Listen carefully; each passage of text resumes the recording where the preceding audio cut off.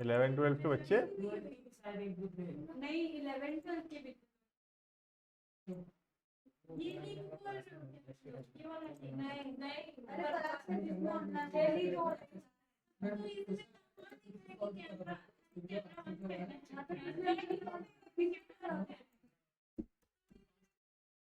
ठीक है, छोड़ो छोड़ो छोड़ो छोड़ो। ऑनलाइन वाले ऑडियो चेक करो।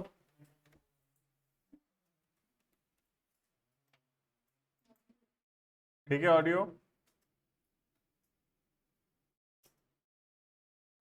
क्लियर। ठीक है, पिछले क्लास में हम लोग पढ़ रहे थे implied conditions and implied warranties, जिसमें हम लोग का इम्प्लाइड कंडीशंस कंप्लीट हो गया था। आज हम लोग स्टार्ट करेंगे इम्प्लाइड वारंटीज, और उसका एक छोटा सा टॉपिक है कैविएट एम्प्टर बोल के, वो कब पढ़ेंगे। तो चैप्टर कंप्लीट करेंगे आज, ठीक है। यूनिट मतलब यूनिट 2 कंप्लीट हो जाएगा। तो बड़ा बड़ा यूनिट्स है ना। आगे चल के भी उतना बड़ा नहीं है, जो ज़्यादा समय लगता है पढ़ने में ये 2 यूनिट ज़्यादा टाइम लगता है। 1 तो बहुत ज़्यादा टाइम लगता है, जो लगा ही है, और उसके बाद 2 उतना ज़्यादा नहीं है, लेकिन फिर भी टाइम लगता है। बाकी आगे सिलेबस उतना समय और नहीं लगेगा, चैप्टर जल्दी कंप्लीट होगा, क्योंकि छोटा छोटा आधा बुक पढ़ लिए हम लोग ऑलमोस्ट। करना हेडिंग करना इम्प्लाइड वारंटीज।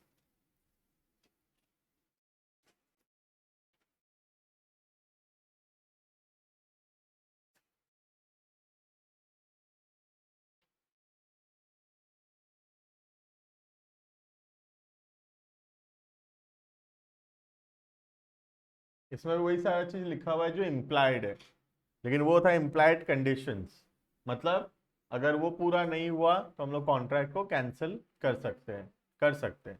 और ये इम्प्लाइड वारंटीज है, यहाँ पर हम लोग कॉन्ट्रैक्ट कैंसिल नहीं कर पाएंगे, लेकिन जो भी डैमेजेस हुआ है बदले में हम वो डैमेजेस क्लेम कर सकते हैं। किसमें? इम्प्लाइड वारंटीज में।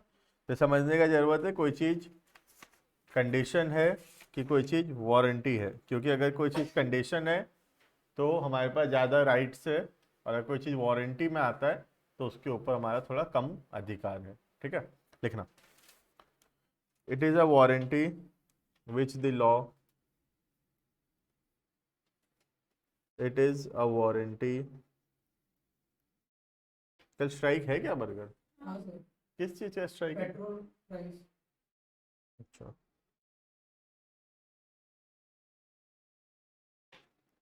which the law implies into the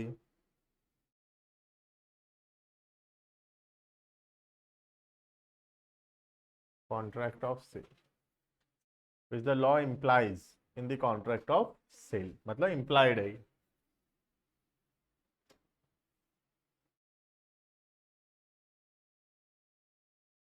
full stop। following are the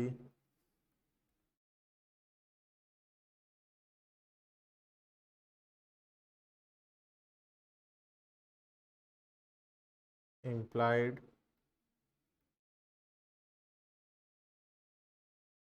warranties। following are the implied warranties। Point number 1, बहुत छोटे छोटे पॉइंट्स हैं, 4 पॉइंट है, ठीक है। Point number 1, warranty as to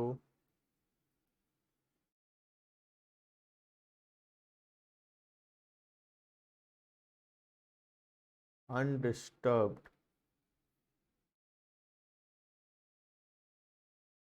possession।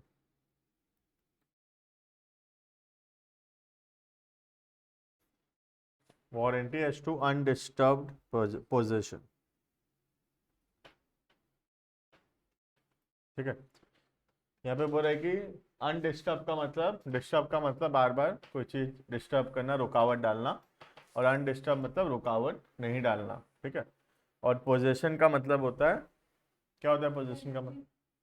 Delivery है, अपने पास सामान होना, that is basically known as possession. ठीक है, तो warranty as to undisturbed possession का मतलब है जब अपने कोई भी सामान हमारे पास हम खरीदे हैं तो वो हमारे पोजेशन में होना चाहिए, हमारे पास रहना चाहिए बिना कोई रिकरिंग प्रॉब्लम्स के। बार बार अगर उसमें कोई दिक्कत आ रहा है, जो सामान हम खरीदे हैं, तो उसको बोलते हैं डिस्टर्ब्ड पोजीशन। मतलब वहां पर सामान हमारे पास तो है लेकिन वहां पे बार बार उसमें रिकरिंग प्रॉब्लम्स आ रहे हैं। ठीक है, और अनडिस्टर्ब पोजीशन का मतलब है जहां पर सामान हमारे पास है without any kind of problems, कोई भी प्रॉब्लम्स हम उस पर नहीं है। ठीक है, उसको बोलते हैं अनडिस्टर्ब। तो एक कॉन्ट्रैक्ट ऑफ सेल के अंदर जब भी हम कोई सामान खरीदते हैं तो हमेशा ये इम्प्लाइड है कि वो सामान में कभी भी कोई रिकरिंग प्रॉब्लम्स नहीं आना चाहिए। ठीक है, अगर कोई रिकरिंग प्रॉब्लम्स उसमें आ रहा है, भले ही हमको ठीक करके भी दे रहा है, लेकिन अगर हमको उससे कोई डैमेजेस हो रहा है वो रिकरिंग प्रॉब्लम्स की वजह से, तो हम वो डैमेजेस को भी क्लेम कर सकते हैं। ठीक है, उसको बोलते हैं अनडिस्टर्ब्ड पोजीशन। ठीक है, लिखना an implied warranty that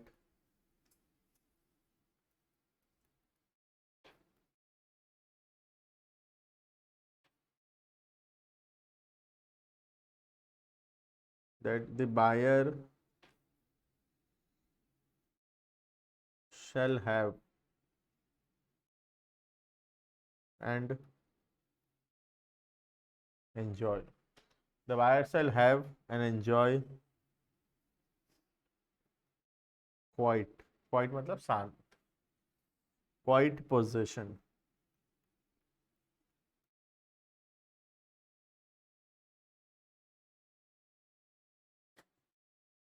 of the goods, quiet possession of the goods.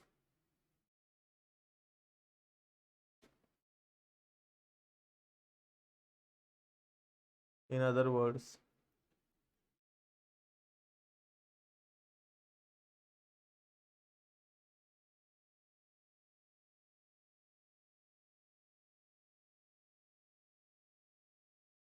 there must not be recurring problems. In other words, there must not be recurring problems in the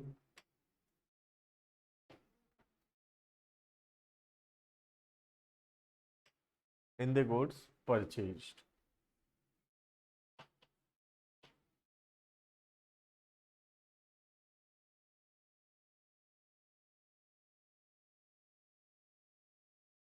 clear है पहला point? ठीक है, next point number 2, warranty as to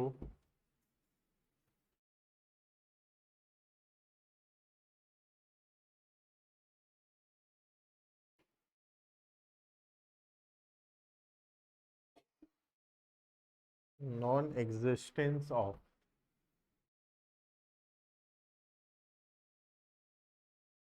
encumbrances.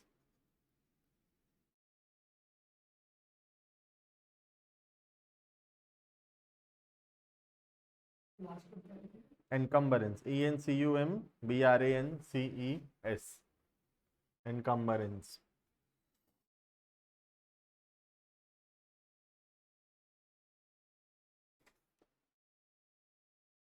ENCUMBRANCES, किसी को पता है encumbrance का मतलब? नहीं, ऑनलाइन कोई encumbrance पहली बार सुन रहे हो नाम ये बोलूँगा? एनकम्बरेंस का मतलब होता है किसी थर्ड पार्टी का अधिकार किसी सामान के ऊपर, that is known as encumbrance. ठीक है, जैसे कि आज सपोज मैं ये बिल्डिंग को मॉर्गेज करके बैंक से लोन लेकर आता हूँ, ये बिल्डिंग को गिरवी दिया और बैंक से मैं लोन लाया। ठीक है, लेकिन अब बिल्डिंग का ओनर नहीं बदल गया, मालिक अभी भी मैं ही हूँ, ये बिल्डिंग का ओनर मैं ही हूँ, लेकिन इस पे एनकम्बरेंस है किसका? बैंक का। मतलब बैंक का भी इसके ऊपर कुछ कोई प्रकार का अधिकार है। उसको बोलते हैं एनकम्बरेंस, या मॉर्गेज के हिसाब से तुम इसको समझ सकते हो। ठीक है, तो warranty as to non existence of encumbrance, मतलब जब भी हम कोई सामान खरीद रहे हैं तो ये इम्प्लाइड है कि वो सामान के ऊपर किसी भी थर्ड पार्टी का कोई भी अधिकार नहीं होना चाहिए। ठीक है, मतलब वो सामान का राइटफुल ट्रू ओनर वही होना चाहिए और उस पर किसी थर्ड पार्टी का अधिकार नहीं होना चाहिए। उसको बोलते हैं warranty as to non existence of encumbrances. ठीक है, तो एनकम्बरेंस का मतलब होता है ओनरशिप नहीं, ओनरशिप अभी भी मेरे पास ही है, बिल्डिंग का मालिक मैं ही हूं, लेकिन इस पे बैंक का एक अधिकार थोड़ा सा आ चुका है कि अगर मैं बैंक लोन नहीं चुकाया तो बैंक के पास अधिकार है कि बैंक इस प्रॉपर्टी को बेच सकता है। तो बैंक के पास इसका क्या है, एनकम्बरेंस है, कुछ प्रकार से अधिकार है, कुछ थोड़ा बहुत। ठीक है, लिखना an implied warranty that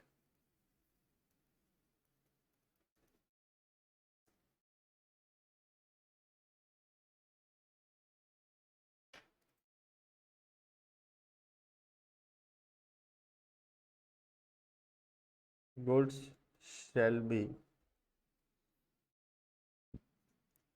free from any charge। Charge मतलब बोलता समझ में भी आता थोड़ा सा, या एक ही बात होता है चार्ज या फिर encumbrance. Free from any charge और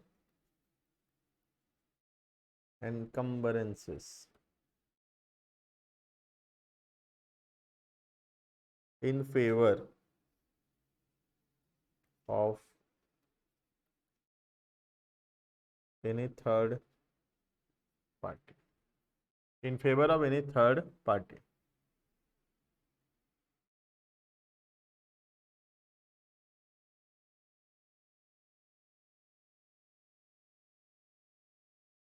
ठीक है, लिखना example.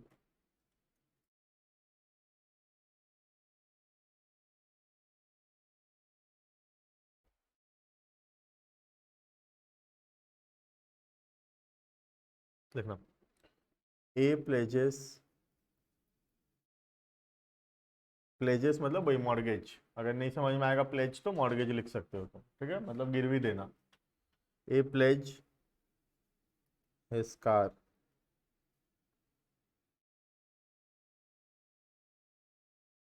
For a loan of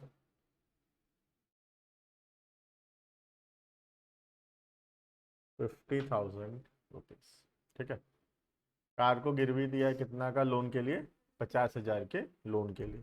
तो कार पे अब एनकम्बरेंस है, कार पे थर्ड पार्टी का अधिकार है, बैंक का अधिकार है कार के ऊपर। ठीक है, A then sales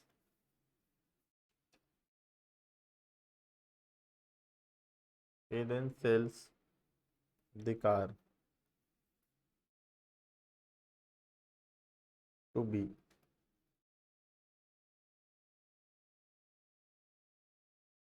who purchased in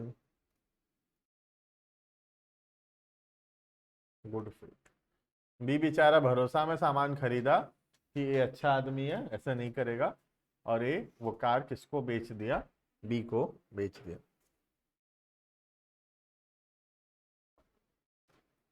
ठीक है, फुल स्टॉप। अब बताओ बी के पास क्या अधिकार है, बी के पास क्या है, कार आ गया है, लेकिन अब बी के पास अधिकार है कि ए के खिलाफ वो डैमेजेस क्लेम का केस कर सकता है। क्या डैमेजेस हो सकता है, हो सकता है ये लोन अब बी को चुकाना पड़े, क्योंकि वरना बी का गाड़ी उठा के ले जाएगा बैंक वाला। तो अभी बोला गाड़ी मत लो भाई, 5 लाख का गाड़ी है, मैं 50,000 रुपये चुका देता हूँ बैंक को, तो बैंक का सेटल हो गया। अभी 50,000 का नुकसान हुआ हमारा, क्यों, due to existence of encumbrance, क्योंकि इनकम्बरेंस था उस पर, थर्ड पार्टी का अधिकार था, इसके लिए नुकसान हुआ। तो अब हम वो पैसा किससे क्लेम कर सकते हैं, ए से क्लेम कर सकते हैं। क्यों, क्योंकि ये वारंटी चल रहा है। ठीक है, अगर ये कंडीशंस होता तो हम गाड़ी बोलते ए को ले तेरा गाड़ी, हम नहीं जानते। कब कर सकते थे, जब ये कंडीशन होता तो। ये कंडीशन नहीं चल रहा, ये क्या चल रहा है, वारंटीज चल रहा है, या कॉन्ट्रैक्ट कैंसिल नहीं हो सकता, डैमेजेस क्लेम हो सकता है। ये बोला ठीक है, 50,000 का नुकसान ही तो हुआ है मेरे वजह से, ले 50,000 रुपया, लेकिन तुम गाड़ी वापस नहीं कर सकते। ठीक है, लिखना। बेच सकते हैं ऐसा गुड्स को, इसको हम गिरवी रखना उसको बेच सकते हैं। बेच तो सकते हैं, बस लीगल फॉर्मेलिटीज देखना होगा। सिर्फ गुड्स में आता है वो, हाँ, गाड़ी बेचना तो आता है सेल ऑफ गुड्स गुड्स। में आएगा ना, मगर ये एक्शनेबल क्लेम्स तो नहीं होगा। एक्शनेबल क्लेम्स नहीं है, गाड़ी मूवेबल प्रॉपर्टी है, गुड्स है, इसलिए बिल्डिंग का एग्जाम्पल नहीं लिया मैं, क्योंकि बिल्डिंग फिर एम्बिट से बाहर हो जाता। वो बिल्डिंग ही है, बेच तो कुछ भी सकते हैं। पेपर वर्क होता है उसको सेल कर पाते हैं गिरवी वाला भी। हाँ, मैं बोल रहा हूँ बेच तो कुछ भी सकते हैं, लेकिन सेल ऑफ गुड्स एक्ट के अंदर नहीं आएगा, क्योंकि गुड्स का डेफिनेशन जो है उसमें इमूवेबल नहीं आता है। ठीक है, बाकी ऐसे गिरवी, जमीन, प्रॉपर्टी सब बेचा जा सकता है with the due permission of the person जिसको तुम गिरवी रखे हो, जिसके पास, उसका परमिशन साथ में होना चाहिए। ठीक है, आज मेरे घर अगर बैंक के पास गिरवी है तो बैंक के ड्यू परमिशन के बिना हम नहीं बेच सकते। ठीक है, और बैंक तब तक परमिशन नहीं देगा जब तक हम बैंक का लोन क्लियर नहीं करते या फिर उसके बदले कोई अल्टरनेट सिक्योरिटीज नहीं देते हैं। ठीक है, ऐसे होता है ना, हम जैसे किसी को घर बेच दिया होता है, हम लोन उसका क्या चीज? घर का जितना वैल्यू माइनस लोन अमाउंट हमको देगा। हाँ, वैसे ही तो होता है। अब जैसे ये घर गिरवी है और उसके ऊपर एक लोन चल रहा है, तो हम साथ में जमीन, जैसे घर बेचे तो साथ में वो लोन भी ट्रांसफर हो गया उसके नाम पे, बैलेंस पैसा वो हम लोगों को दे देगा। जैसे 1 करोड़ का घर है और 40 लाख का लोन चल रहा है, तो 60 लाख रुपए हम उससे लेकर हम दे सकते हैं। तो कोई दिक्कत नहीं, तब बैंक को दिक्कत नहीं, अगर लोन भी ट्रांसफर होगा तो। घर तो उसी का है ना, वो हाँ तो यही रहेगा। हाँ, वही मतलब लोन ट्रांसफर साथ में होना चाहिए, तो बैंक से परमिशन तो लेना ही पड़ेगा ना लोन ट्रांसफर के लिए भी। देखना,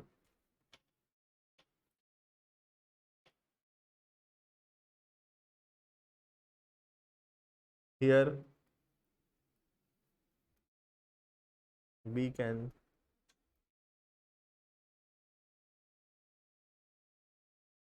claim damages from, यहाँ बी ए से डैमेजेस क्लेम कर सकता है।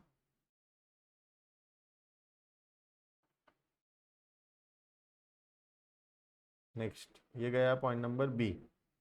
ठीक है, next point number C, warranty as to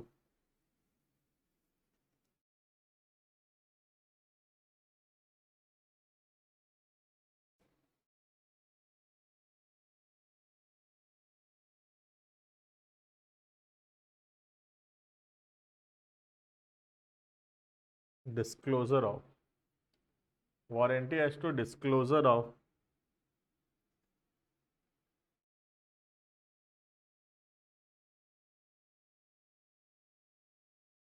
dangerous nature of goods. Warranty as to disclosure of dangerous nature of goods। यहाँ पर है कि अगर गुड्स कोई भी प्रकार से, कोई भी तरीके से डेंजरस हो सकता है, तो उसको साथ में डिस्क्लोज करना जरूरी है। इसलिए तुम देखते हो कि स्टैट्यूटरी वार्निंग्स होता है बहुत सारे प्रोडक्ट्स के अंदर, कि इसको या इतने साल से बच्चों से दूर रखा जाए, या नॉट फॉर आइज, ऐसे कर करके बहुत सारा वार्निंग्स वहाँ पर दिया हुआ होता है। ठीक है, क्योंकि डेंजरस नेचर ऑफ गुड्स और वो डिस्क्लोज करना जरूरी है। अगर नहीं करते हम डिस्क्लोज और उससे किसी को कोई नुकसान होता है, तो फिर हमको वो डैमेजेस क्लेम करना देना पड़ेगा। ठीक है, इसीलिए जितना भी तुम प्रोडक्ट्स खरीदते हो, अगर उसमें कोई भी प्रकार का डेंजरस नेचर का है वो, तो उस पर इसीलिए उसके पैकिंग पे वो लिखा हुआ होता है कि इतने साल के बच्चों से ये दूर रखा जाए। का पर्पज यही है कि बाद में तुम्हारा बच्चा उससे कुछ हो गया उसको, तो हम लोग जिम्मेदार नहीं होंगे, क्योंकि हम लोग डिस्क्लोज किए थे वहां पर। ठीक है, लिखना, where the goods are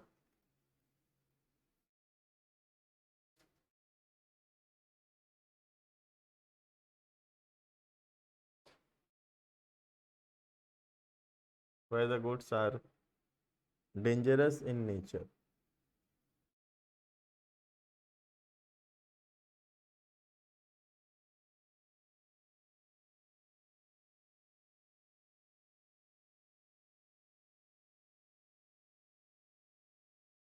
and the buyer is ignorant of the danger. Buyer is ignorant of the danger, comma, the seller must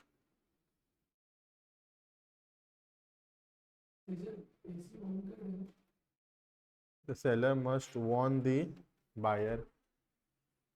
The seller must warn the buyer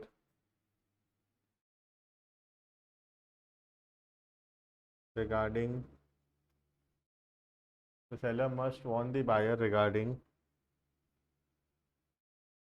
probable danger.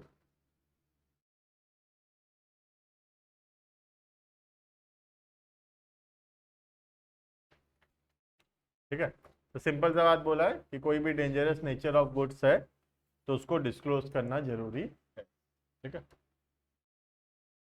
Next. ठीक है, इतना है implied warranties में, वो एक point उतना relevant नहीं है, उसको नहीं लिखेंगे। ठीक है, नेक्स्ट, ये कंप्लीट हुआ हमारे implied conditions and implied warranties. अब एक छोटा सा टॉपिक बचा है चैप्टर के अंदर। ठीक है, हेडिंग करना कैविएट एम्प्टर।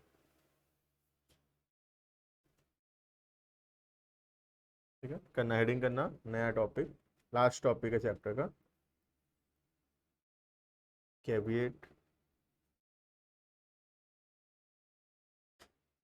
एम्प्टर। कैसा अजीब सा नाम है ना?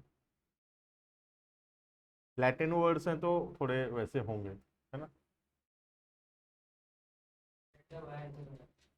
कहाँ से पता चल गया?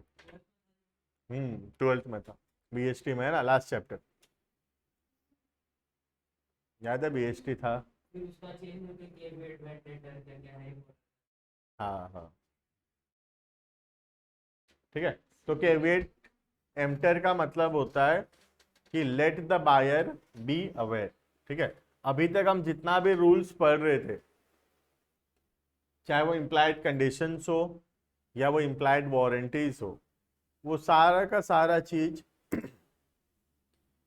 बायर के अगेंस्ट था और सेलर के अगेंस्ट था और बायर के फेवर में था। हर में ये बोल रहा है कि ये नहीं हुआ तो बायर कॉन्ट्रैक्ट कैंसिल कर देगा, ये नहीं हुआ तो बायर डैमेजेस क्लेम कर लेगा। तो हर जो लॉ बना था, पूरा का पूरा लॉ तो उसी हिसाब से बना था कि सेलर के अगेंस्ट चल रहा था लॉ। ठीक है, तो ये एक पॉइंट है कैविएट एम्प्टर, जो सेलर के फेवर में है और बायर के अगेंस्ट है, जो बोलता है कि हर बार हम ये नहीं बोल सकते कि सेलर की गलती है। The buyer also needs to be aware. Buyer को भी सामान खरीदते वक्त अवेयर होने का जरूरत है। ठीक है, तो वही है कैविएट एम्प्टर, जो बोलता है कि let the buyer be aware. मतलब हर बार हम सेलर के लिए ये नहीं बोल सकते कि सेलर की गलती है। At times the buyer also needs to be aware. ठीक है, अब ये इतना लॉ बना था कि बायर को अवेयर रहने का जरूरत है, लेकिन लॉ में फिर इसका एक्सेप्शन बना दिया।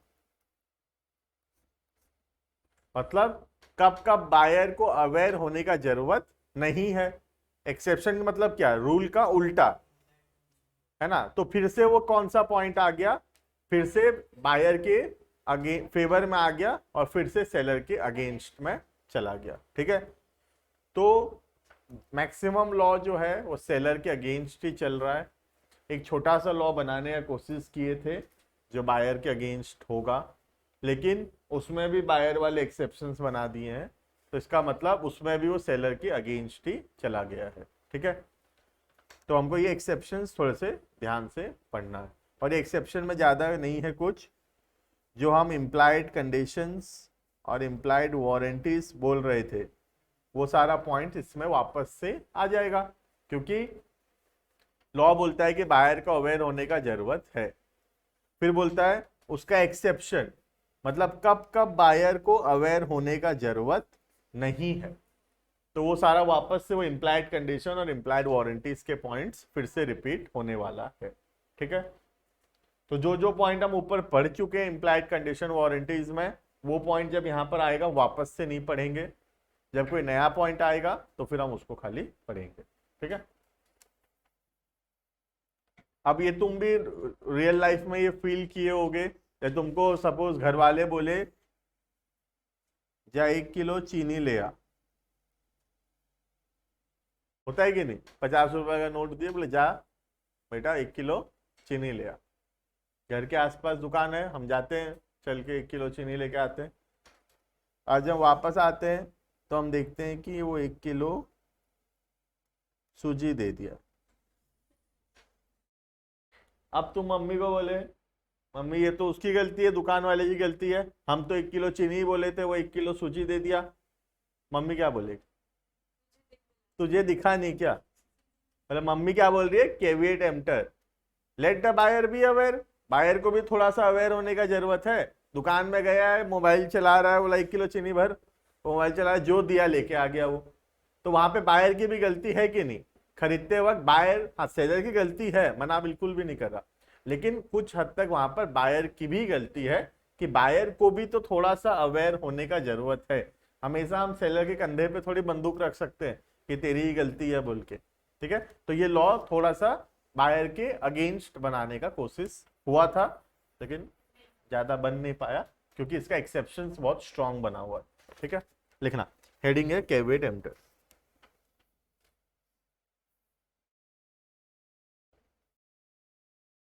तो ये सब ये 12th में था वैसे, caveat emptor. In case of sale of goods, in case of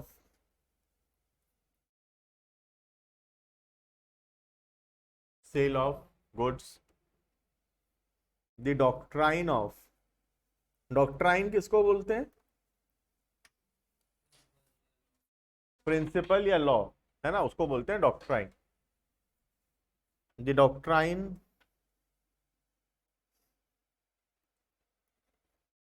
caveat emptor means let the buyer be aware, let the buyer be aware। Buyer को भी थोड़ा सा जागरूक होने का जरूरत है, इसलिए बोलते हैं ना वो एडवर्टाइजमेंट, देखो जागो ग्राहक जागो।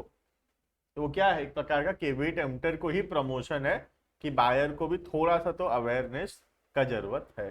ठीक है, वरना सेलर ठग देगा उसको फिर। Let the buyer be aware, full stop. When seller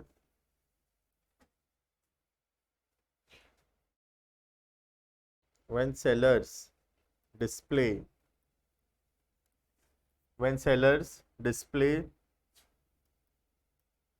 their goods, when sellers display their goods in the open market,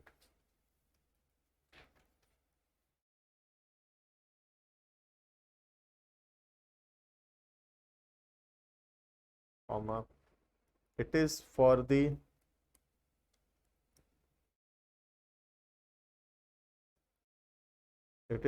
the buyer to make proper selection or choice of goods।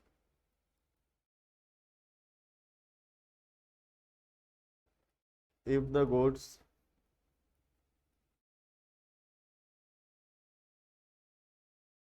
turn out to be defective, he cannot hold the seller। हर समय थोड़ी हम seller को बोल सकते हैं कि तेरी गलती है।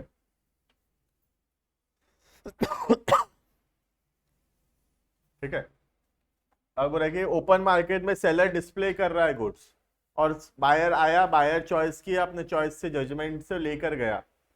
अब बाद में अगर सामान गलत निकलता है तो सेलर को लायबल और नहीं बना सकता। जैसे हम धनु यात्रा गए हो, धनु यात्रा चप्पल खरीदे हो वहां से कभी? नहीं कर, मैं खरीदा हूँ चप्पल, सस्ता मिलता है, ठीक है, 100 रुपए का चप्पल है, ठीक है। तो हम लोग उसको बोले कि चप्पल एक पसंद आया, हम बोले भैया चप्पल अच्छा क्वालिटी का तो है, अच्छा चलेगा कि नहीं चलेगा? वो क्या बोलेगा? नहीं, टूट जाएगा। एक नंबर पीस मार के दिखाएगा हाथ में, ठीक है एकदम, और बेच देगा तुमको। अब चप्पल टूट गया तो किसकी गलती? वो तुम्हारी गलती है। तुमको देख के लेना चाहिए, तुमको अपना जजमेंट लगाना है कि वो चप्पल तुम्हारे लिए ठीक है या नहीं, तुम उसको चला पाओगे या नहीं चला पाओगे। सेलर हमेशा थोड़ी तुमको सच्चाई बता देगा। तुम पूछोगे चप्पल टूटेगा कि चलेगा, बोलेगा टूट जाएगा भैया, तो तुम खरीदोगे थोड़ी, फिर मना कर दोगे, ठीक है। तो हमेशा हम ये एक्सपेक्ट थोड़ी कर सकते हैं कि सेलर सच बोलेगा हमको, क्योंकि हम उसको पूछेंगे चप्पल टूट जाएगा क्या, हम ये एक्सपेक्ट थोड़ी करेंगे कि वो ये बोलेगा हाँ भैया टूट जाएगा, तो ऐसे बोल देगा तो कोई खरीदेगा ही नहीं फिर उससे है ना। तो वहां पर तुम्हारा जजमेंट का जरूरत है, ठीक है। नहीं जाता, नहीं आए, आना, इसको लेके आना कभी, है ना। इस बार हो पाया तो, पता नहीं कोविड के चक्कर में। अरे वो बाहर की है, यहाँ की नहीं है, सेजल, ठीक है। सरायपाली में कौन सा होता है वो झूला वूला लगता है, कुछ होता है वे? नहीं, मीना बाजार, हाँ यहाँ पे मीना बाजार, हाँ हाँ यहाँ पे मतलब थोड़ा सा अलग है, ठीक है। कभी अगर होगा तो बुलाएंगे, है ना होगा मुझे लग नहीं रहा है पोस्ट कोविड, इस साल तो मुश्किल ही है, फिर अगले साल देखते हैं, है ना। इस साल तो थर्ड फोर्थ फिफ्थ कौन सा वेव तक पहुंच जाएगा तब तक पता नहीं भी नहीं है। नहीं, स्कैम नहीं है जिसके यहाँ पे हो रहा है, हाँ थोड़ा बहुत पॉलिटिक्स तो है, लेकिन साथ जो भी है, फिर केसेस बढ़ेगा, फिर से होगा, ये दिख ही रहा है ये third.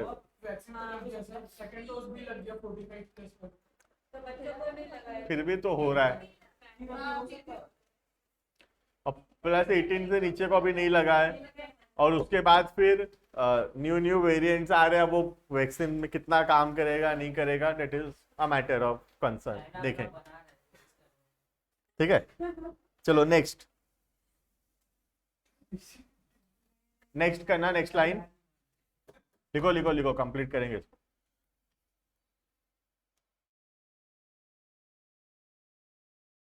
The rule of caveat emptor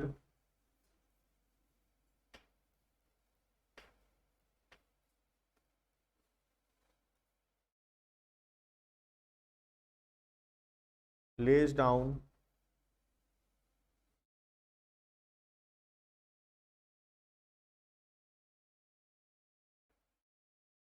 rules regarding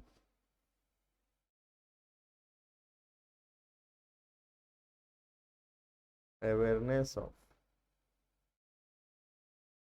buyer and seller। Buyer seller कितना अवेयर रहने का जरूरत है, जिसमें बायर के ऊपर ज्यादा फोकस है कि बायर को ज्यादा अवेयर होने का जरूरत है, ठीक है। लेकिन इसका फिर एक्सेप्शंस भी है, मतलब कब कब बायर अवेयर नहीं है तो चलेगा, ठीक है। एक्सेप्शन मतलब क्या? बेसिक रूल का ऑपोजिट, हाँ जो जो अलग होगा वो लिखेंगे, जो अलग नहीं होगा वो नहीं लिखेंगे, ठीक है। हाँ पॉइंट तो वही सारा है, कुछ कुछ अलग, कुछ कुछ पॉइंट अलग है, कुछ कुछ, हाँ लिखना। Following are the exceptions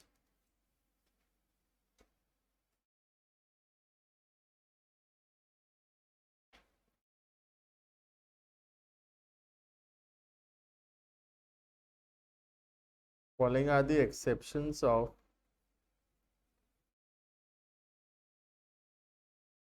caveat emptor।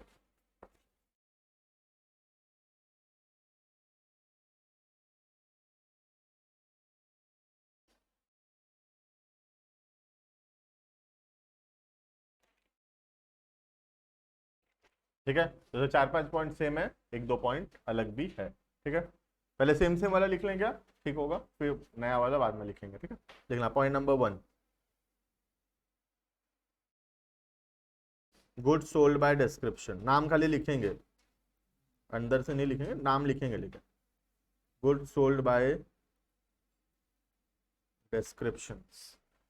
याद है जब बायर को हम सेलर को हम डिस्क्रिप्शन बता दिए, now the goods must match with the description provided. ठीक है, next point number 2, sale by sample. हम सैंपल सिलेक्ट करके सामान खरीदे हैं, अब हमको अवेयर होने की जरूरत नहीं है, अब सैंपल के हिसाब से नहीं हुआ, हम कैंसिल करेंगे कॉन्ट्रैक्ट। ठीक है, next point number C, sale by sample as well as description.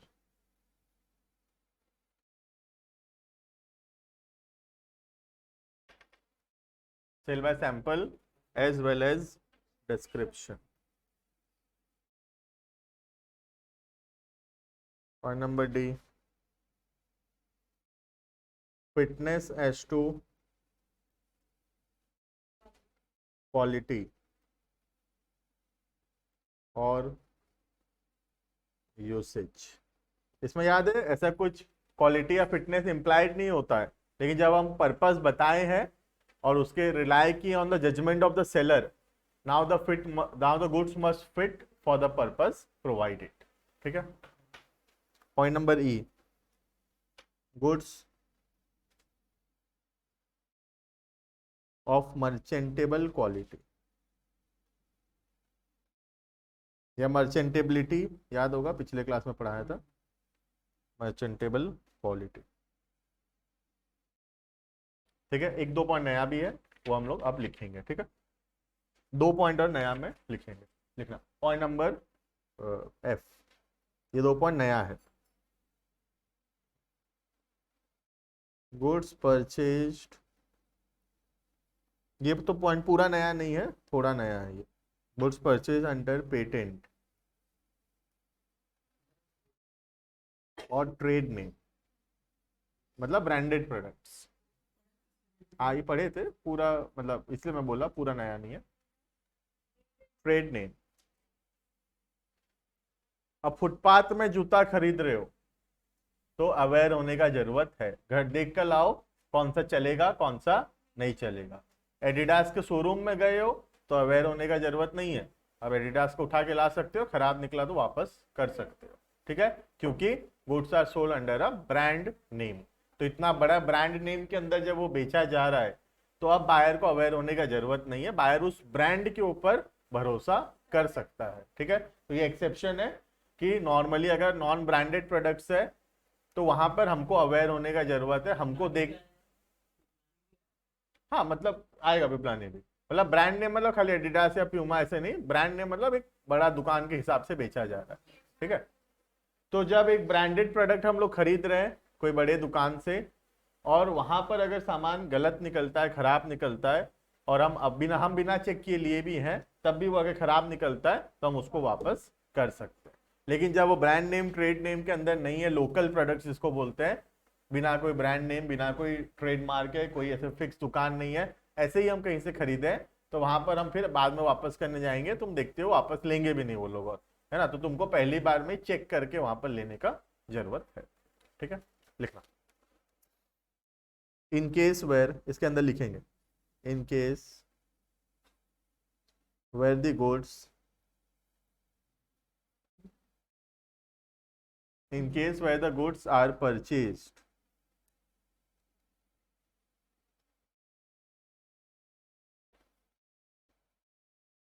in case where the goods are purchased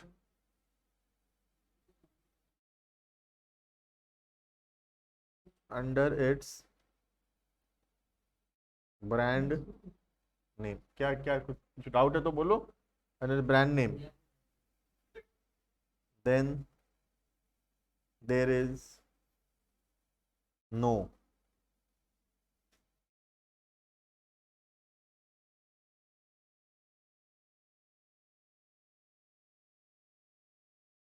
then the rule कर दो, then the rule of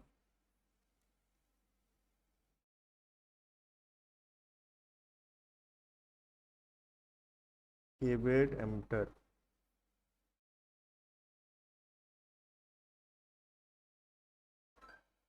does not apply. मेरे को तो ऐसा लगता है कि इससे जब मारोगे तो तुम नॉर्मल से एक मिनट ज्यादा क्या क्या क्या? लोग मतलब ऐसा गारंटी देके भी बेचते हैं कि अगर ये जो करंट की जंप मार दो तो कंसिडरेबल डिफरेंस आएगा तुम्हारा, तब ऊंचा जंप मार दो आता भी वो कुछ लोग बहुत हाई टेक्नोलॉजी एथलीट वेथलीट का होगा। एथलीट वेथलीट लोग, हाँ वही बास्केटबॉल प्लेयर्स यूज कर स्पीड। हाँ अरे वो ग्रिप ग्रिप ग्रिप के ऊपर है, वो स्पाइक्स स्पाइक्स के ऊपर है, वो सब अलग मैटर। छोड़ो, next point. A B C D E F G, last point लिखना। हो गया, लिखो लिखो लिखो, छोड़ो वो सब। अभी हमको थोड़ा सा ओलंपिक्स में जाना है, टोक्यो ओलंपिक्स चल रहा है, जाओगे क्या? जीत रहा है इंडिया। दो, एक और जीता ना।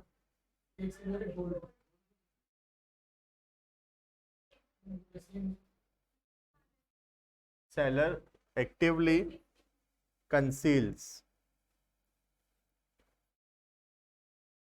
a defect.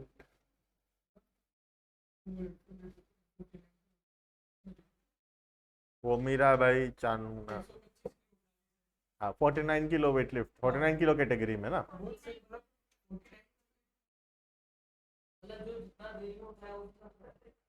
पहले कैटेगरी होता है, तुम्हारा वेट के हिसाब से कैटेगरी है, वेट कैटेगरी में खेलते हैं।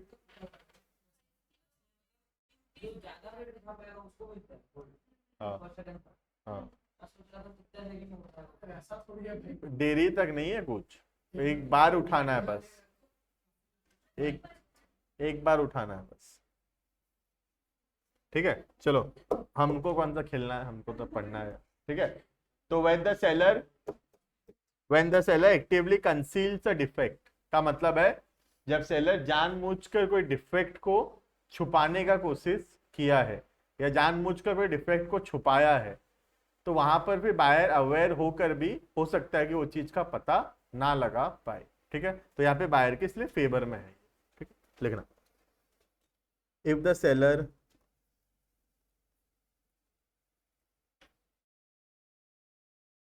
conceals a defect or is guilty of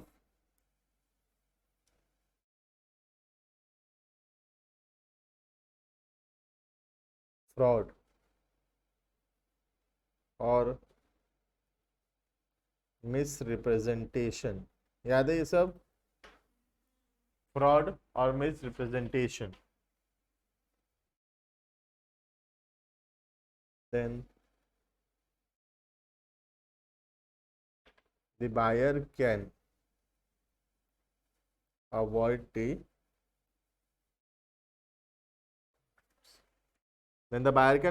the contract। ठीक है, हाँ आएगा। ठीक है चलो, तो इसमें यूनिट 2 हम लोग का कंप्लीट होता है, फिर यूनिट 3 से नेक्स्ट क्लास में पढ़ेंगे। जैसे कोई अपना एक कार बेच दिया, या कुछ एवरेज का कार था और बायर को पता नहीं था कि एकदम से ऑलरेडी किया, तो ये इसमें आएगा वो बायर को अवेयर होने का जरूरत है वहाँ पे। बायर